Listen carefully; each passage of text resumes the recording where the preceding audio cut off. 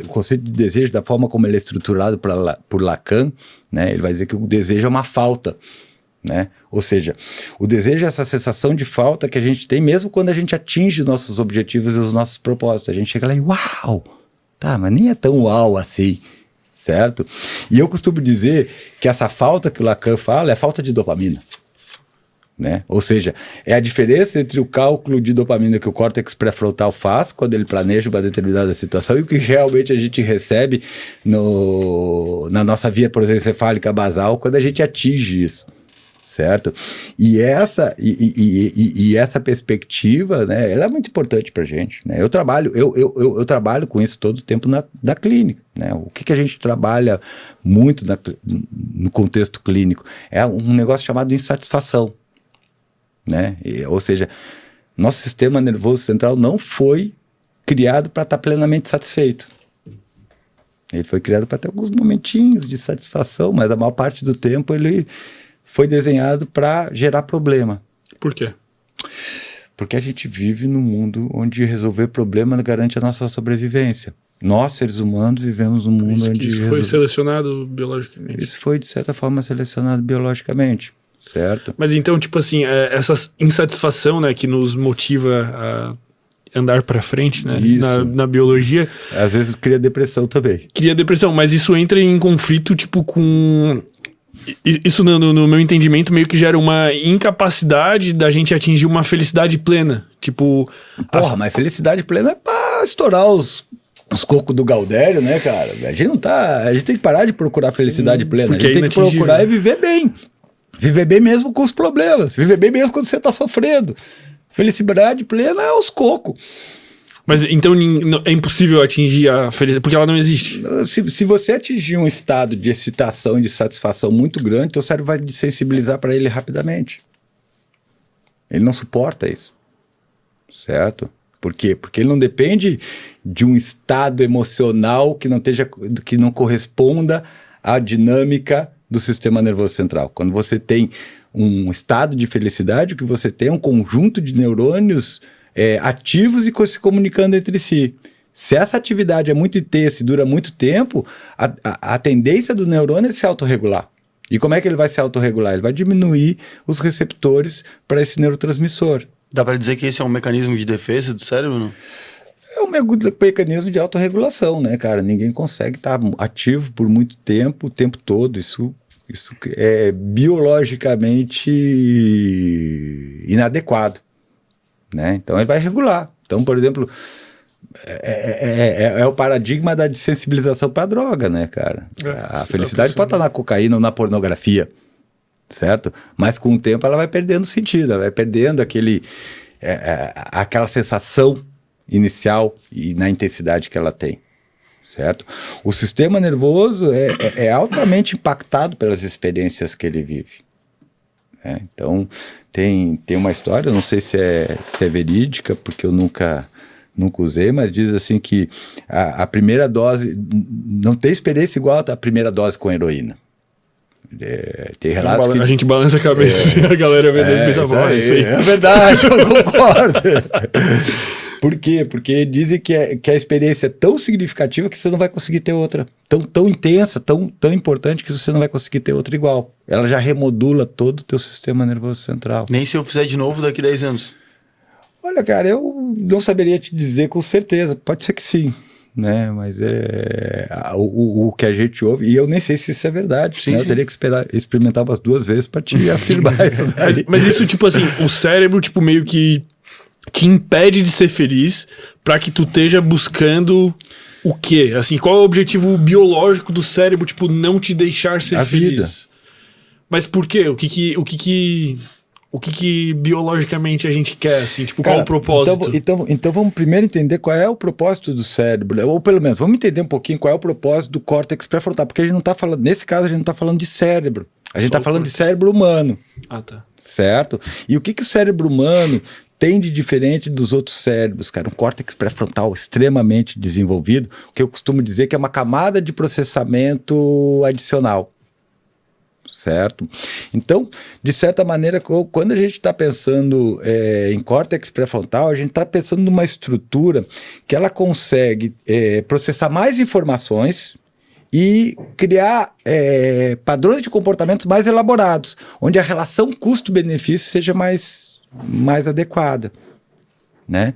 Então, de certa maneira, cara, o córtex pré-frontal, ele é um sistema adicional de processamento que vai fazer com que a gente consiga cruzar mais informações e buscar soluções mais diversas e implementar essas soluções.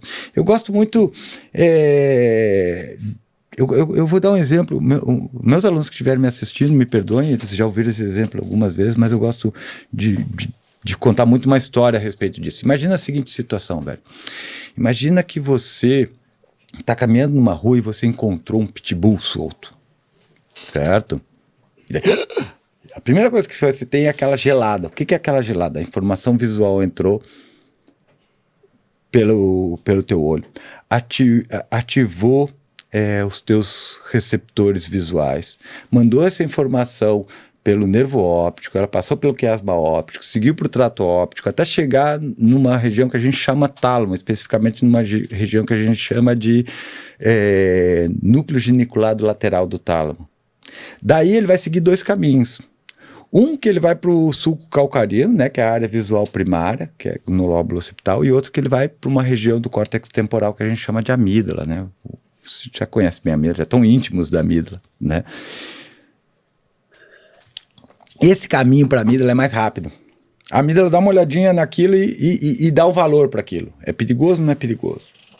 Certo? Dependendo desse valor, essa informação vai sair por uma via que a gente chama de via amídulo-fugal e estria terminalis. E ele vai para duas regiões, uma para o córtex pré-frontal e outra para o hipotálamo. Certo? Para o córtex pré-frontal, ele vai dizer o seguinte para o córtex pré-frontal, se a informação for uma informação ameaçadora, ele vai dizer, cara, você gasta muita energia, fica quietinho aí que eu vou resolver a situação. Certo? E para o hipotálamo, ele fala o seguinte, cara, modifica o nosso regime de energia, porque a gente vai precisar de energia ou para lutar ou para fugir. Certo?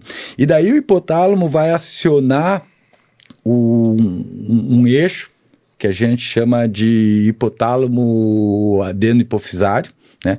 Onde ele vai liberar hormônios que vão fazer com que a nossa dinâmica energética mude. Essa mudança na dinâmica energética vai impactar alguns sistemas, vai impactar o nosso sistema digestivo, que é altamente caro em termos metabólicos para o nosso organismo, vai impactar o sistema nervoso, que nem eu falei para vocês, né? Vai diminuir a atividade de determinadas regiões do sistema nervoso, e vai impactar o sistema imunológico também, certo? Isso ocorre em uma fração milésima de segundo. Milésimos de segundo, né? Imagina o susto que você toma quando você vê alguma coisa que é potencialmente ameaçadora, né? Você toma um susto e segundo depois você diz, não. Né? Eu sempre uso o modelo. Imagina que você está caminhando e de repente você vê uma mangueira verde no chão. Você dá aquele pulo para trás, acha que é uma cobra, segundos depois você já viu que é a mangueira, você já voltou ao funcionamento do nível da água. Então é muito rápido isso. Certo? É muito, muito, muito rápido. É mais rápido que a nossa percepção. Bom, mas vamos voltar pro cachorrinho. Vamos. Não, tá ali você diante do pitbull. Né? Então, cara, viu o pitbull, você não tem nenhuma experiência com o cachorro. Você não gosta de cachorro, você tem alergia a cachorro. O Maurício odeia cachorro. O Maurício odeia cachorro. Tá o Maurício ali, odeia cachorro. Né, velho? O Maurício, daquela hora, ele paralisa. Por que o Maurício paralisa? Porque uma área do cérebro dele, chamada de substância cinzenta paraequidutal, foi ativada. E essa área foi selecionada e aprendeu a responder desse jeito ao longo da evolução. Porque se ele não ficasse parado ali, se ele saísse correndo direto, é provável que o cachorro identificasse ele como uma presa e atacasse ele. Então ele paralisa. Então esse comportamento de paralisar foi selecionado. Exatamente, fica os dois ali, um olhando pro outro ali por alguns minutos. Quem já teve algum problema com o cachorro da rua já sabe bem como é que é isso. Então, o que acontece? Nesse momento, o cérebro está dizendo que é para me lutar ou fugir. Está me preparando para lutar ou fugir. Ao mesmo tempo ele está vendo rota de fuga, está vendo se tem pedra, pau, alguma coisa do chão, ele está buscando recursos para lidar com aquela situação, certo? Mas de uma forma ainda muito relacionada às modificações do meio ambiente externo, aos parâmetros do meio ambiente externo. Agora vamos pensar numa situação onde esteja uma outra pessoa, uma pessoa que gosta de cachorro, é um adestrador, certo? Entendi. Tem experiência com cachorro. Será que ele ia ter a mesma ativação? Talvez em alguns milésimos de segundo ele tomasse aquele susto, mas imediatamente o córtex pré-frontal ia dominar a situação. Por quê? Porque ele tem um conjunto de experiências que já vai dizer assim para mim, não, calma, deixa que eu resolvo isso. Certo?